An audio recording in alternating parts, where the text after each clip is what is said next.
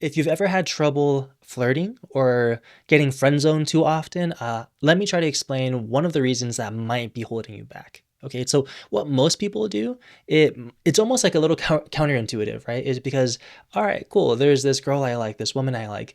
Let me try to impress her. Let me try to do nice things for her to try to get on her good side.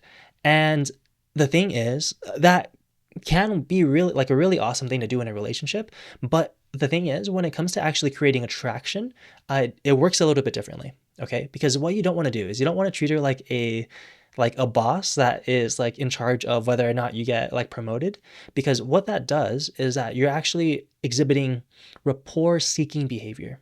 Okay, so that is a contrast with rapport breaking behavior. So the type of characteristics that are like flirtatious are ones of tension, of playfulness, of kind of like non logical, right? And what I mean by non logical is just like non logistical. So when people try to be too friendly, too nice, too kind of like, and I don't want to say like nice guy, right? But like when they're too rapport seeking, that's like probably the more accurate way to look at it. When you're too rapport seeking and you care too much about what she thinks of you, what ends up happening is that you change your behavior that tends like typically for most people tends to be a little unattractive. Okay.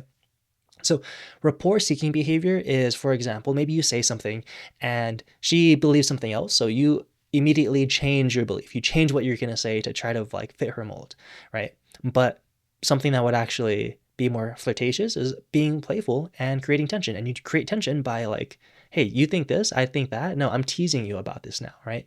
So then that way there's actually like a level of like conflict, because rapport breaking, you only do that with people that like you're cool with, right? You only do rapport breaking activities or like phrases or interactions with people that like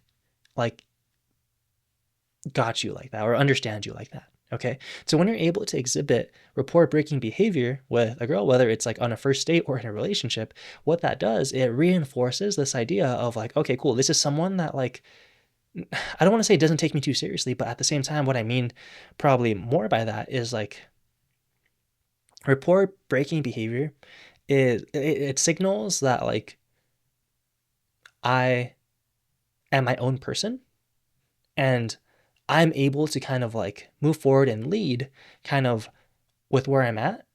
And I'm not going to basically just like change up for you, right? Because one thing that really turns women off is kind of like fakeness, inauthenticity, right? So when you're inauthentic, when you come off as fake, and you could do that by like seeming like, all right, cool, you don't really have like any particular belief one way or another, and you're almost trying to be almost too agreeable, so then that way they'd like you, that comes off as fake, right? And it's not particularly attractive, right? And if you guys do genuinely agree and are like really kind of cool in a lot of ways, it's like there are very few things that most people are like 100% on the same page about everything. And if you are suddenly one of those people, it's like a very obvious red flag.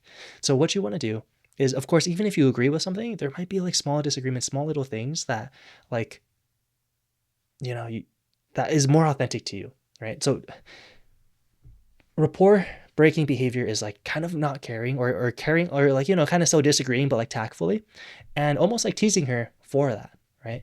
So when you understand like this idea of rapport breaking it and rapport seeking, and you look back at all of your dates, all of your interactions that came off too friendly, most of the time you could probably look back and say like, oh yeah, I was doing a lot of rapport seeking behavior back then.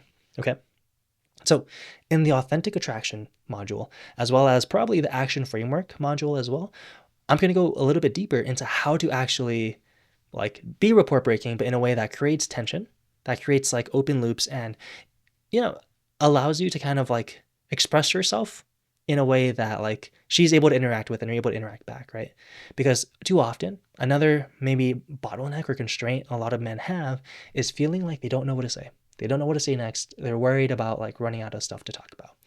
But the thing is, if you're talking about her and you're talking about yourself and talking about us, there's almost a near infinite things, maybe not near infinite, but like there's a lot of things that you're able to chat about, right? Or to conversate and connect over. Okay. So I'll go deeper into what that looks like in those other modules, and I will see you there. All right, you got this.